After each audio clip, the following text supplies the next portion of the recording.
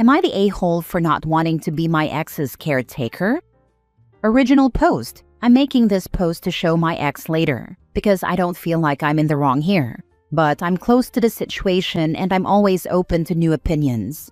My ex up and abandoned our family several years back to live his truth. Not saying what his truth is. Past that, it involved a lot of random unprotected sex. That was way more important to him than our 3 children. He did not pay child support. He didn't even acknowledge the children most of the time. He worked under the table and did OF to make sure that he didn't have to support the children that he helped create. Needless to say, our 2 eldest hate him, and our youngest doesn't even remember him. He reached out to me recently to tell me that the karma train had run him over. He has acquired a terminal STI from his time as the community chew toy. He showed me proof of his diagnosis. Now he wants to come home, spend what time he has left with the children, and he wants me to be there when he passes on. Now isn't the time for I told you so's, he says. I think that he's being ridiculous. With new medication, you can live a long time with that diagnosis. Besides, why should it fall on the children and me to sweep up another mess that he made? He thinks that the children will regret not getting to spend time with him while there's time to be had. So, am I the a-hole? Now for the top comments before reading the update. He literally abandoned you and his children and never gave it a second thought.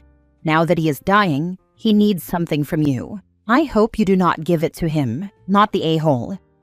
Having been the caregiver for a man I deeply loved, I beg you not to do this.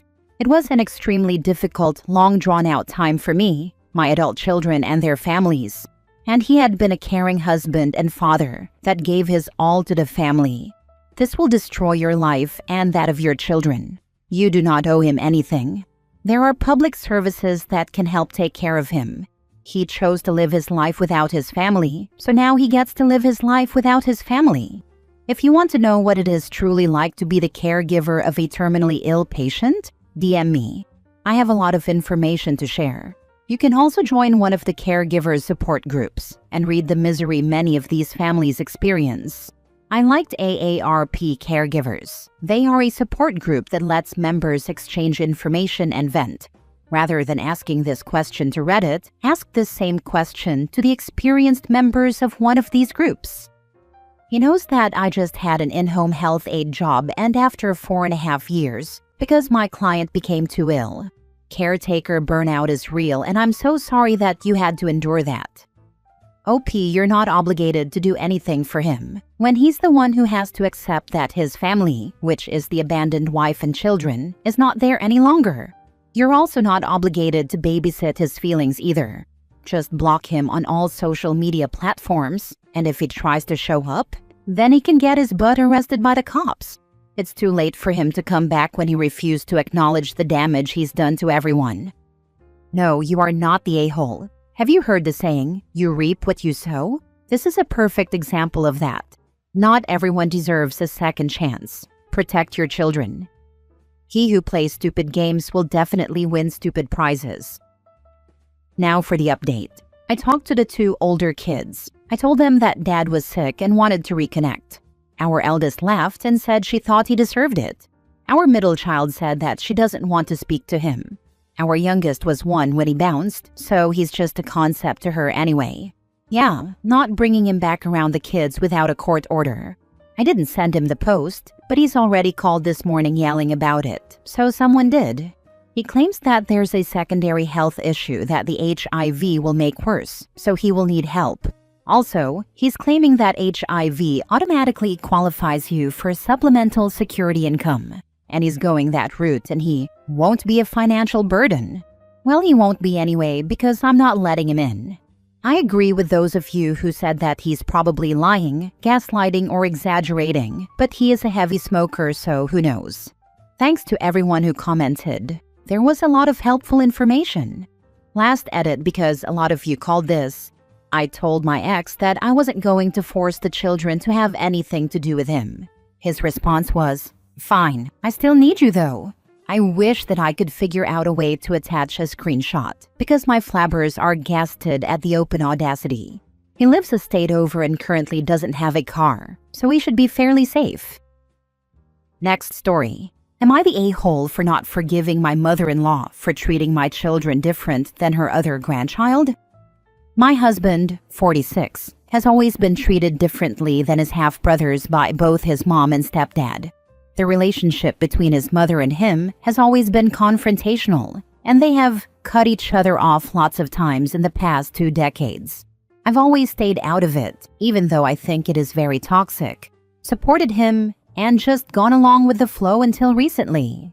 We have 4 children ages 19 to 13, and my mother-in-law has always been a hands-off, I won't babysit kind of grandma, which is fine, they are our children. But then his brother had a baby, and all of a sudden it's the most wonderful thing to be a grandma.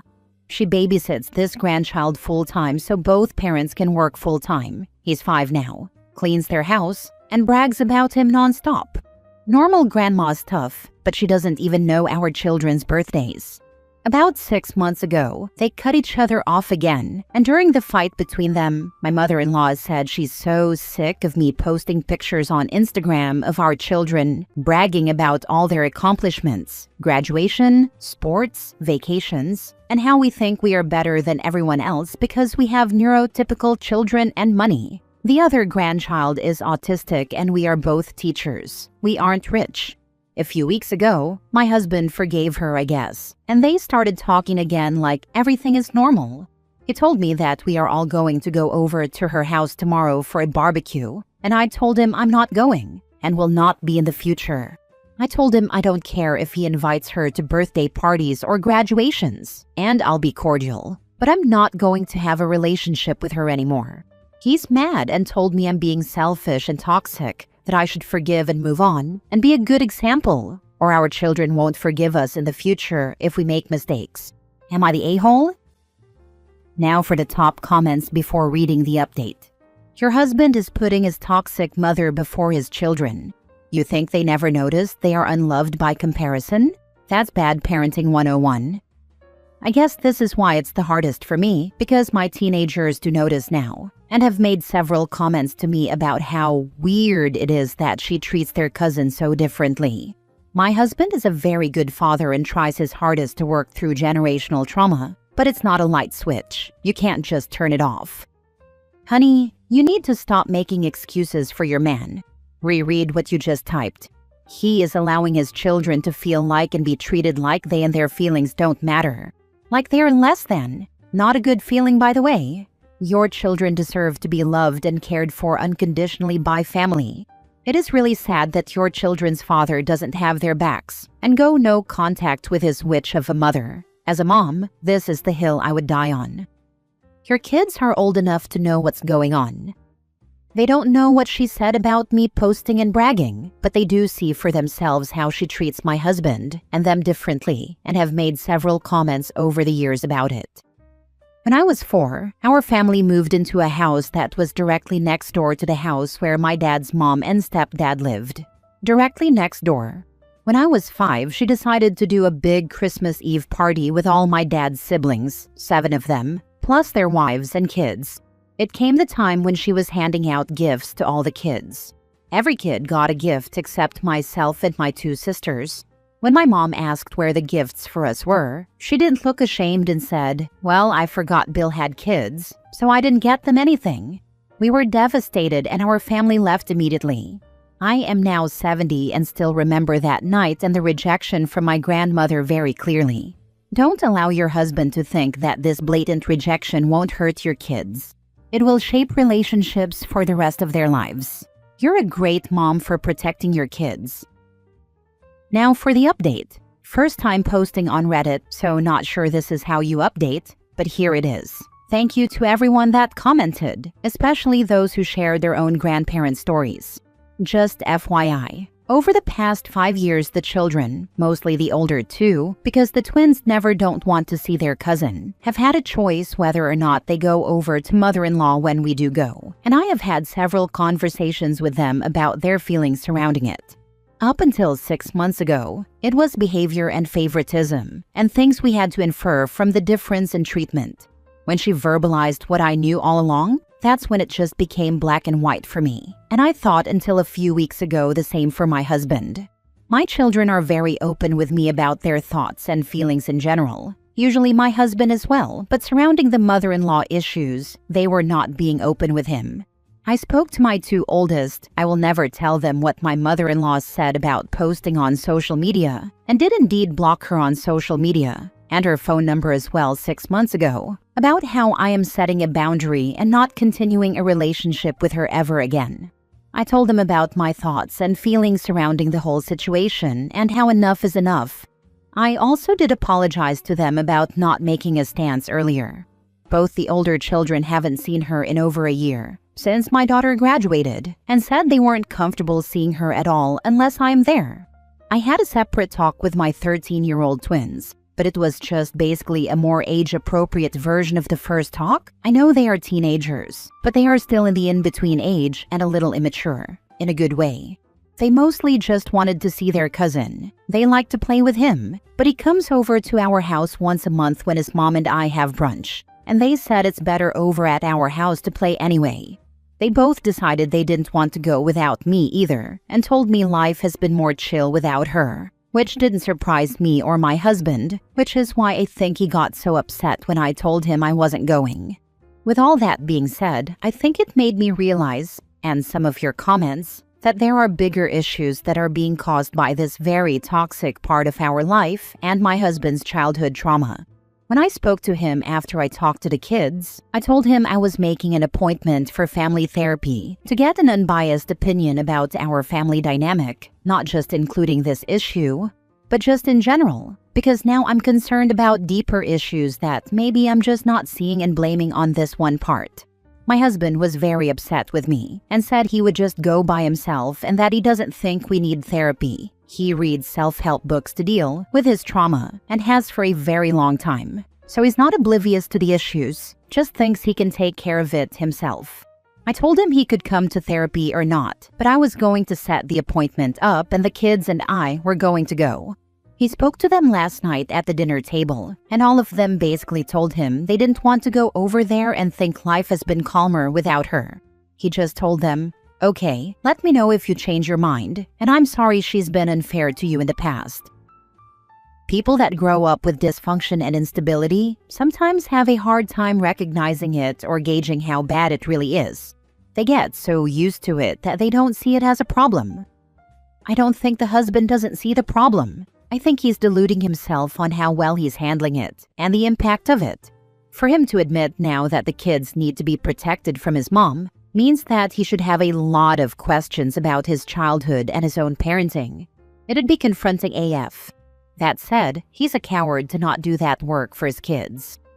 My one grandma favored my cousins over us a little. My other grandma did not like 2 out of 3 of us and would introduce my sisters and me as the one I love and the other 2. I cut her off, and my dad kept trying to get me to go over and beg for her forgiveness and approval because she had hella money. But she wrote me out of her will years before that, so I did not speak to her for the last 5 years of her life. It was nice. Last story. Am I the a-hole for ruining my cousin's wedding? I'm going to try to keep this brief because I genuinely feel like I'm being gaslit by everyone, but also maybe I'm not seeing my own role in this situation. In uni, I had a very brief sort of relationship with a guy on my course. I ended it because I felt like I needed to learn independence. I've never lived on my own. My mom and dad coddled me and paid for my expenses, cooked for me, did my laundry, etc. He was looking to settle down and I really wasn't. I wanted to learn to be on my own for a bit, and he wanted to marry someone he could take care of.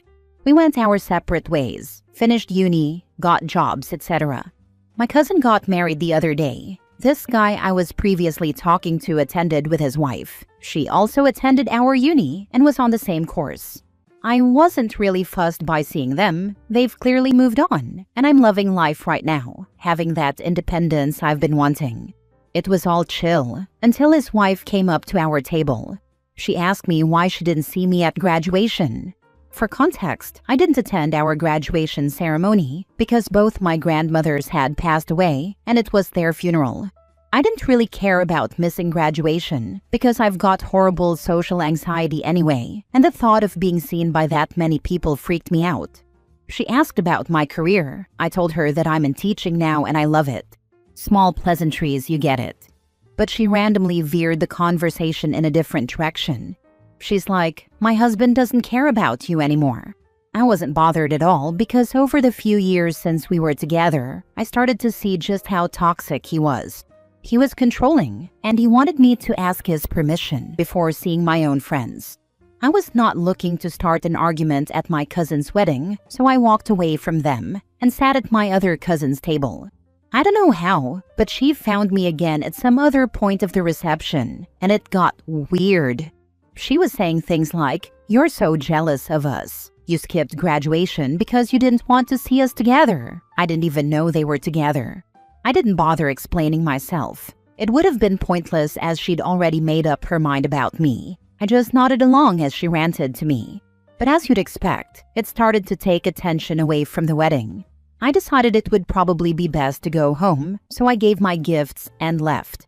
But my cousin messaged me a few days later, angry at me for starting fights at the wedding. I told her I wasn't looking for any fights, and that girl had approached me every single time. But she told me it was my fault for leading him on in the first place. I explained it was a very long time ago. I was only 19 at the time, and I wasn't sure what I wanted to do with my life, let alone commit to marrying a guy. Am I being dumb, or is this actually my fault? Did I ruin the wedding? There's more I want to include, but this post is limited. You didn't start the fight and you left so it wouldn't cause commotion at the wedding. Not the a-hole. Is your cousin friends with the other girl? Because it seems like she's taking sides when she should be mad at the other girl for starting a fight at her wedding. Yeah, they're friends, but I didn't know that until after the wedding. This is the actual problem here. The very unhappy person that harassed you at your cousin's wedding is simply making waves. She, the friend of your cousin, is most likely a miserable person that only finds joy in upheaval. Things that offend her, drama, negativity. When it does not present organically, she manufactures it. I'm sorry that your cousin has been roped into this. Please let it go and continue to focus your gratitude on the wonderful life you've cultivated for yourself. That alone is a truly beautiful thing. Not the a-hole. What is wrong with these people? I'd be very firm with everyone who had something to say. I attended my cousin's wedding, and my ex's new wife behaved like an unhinged lunatic following me around. It became so uncomfortable I had to leave because she was causing a scene. I have nothing to apologize for.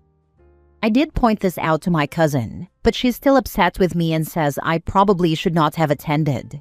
But I didn't even know they were going to attend, or that they were even married. So your cousin thinks that you, an actual relative, should have been the one to not attend? Wow, that's crazy. You were in the right and should not be held accountable for another person's insecurities.